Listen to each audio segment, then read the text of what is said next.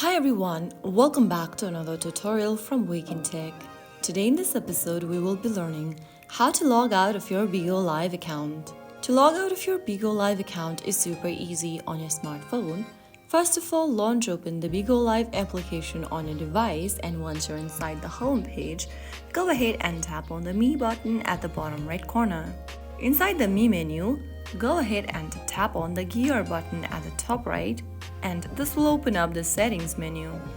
Scroll all the way down from the Settings menu and look for the Logout button. Tap on it, and then, if you want the system to remember your login info, tap on the little circle and tap Sure. If you don't want to do that, leave the circle unchecked and tap on Sure.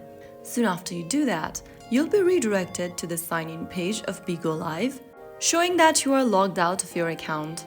That's how you easily log out, and now your account is secure for now. If you found the video helpful, don't forget to like, share and subscribe to our channel. I will be back again in the next episode. Thank you for watching.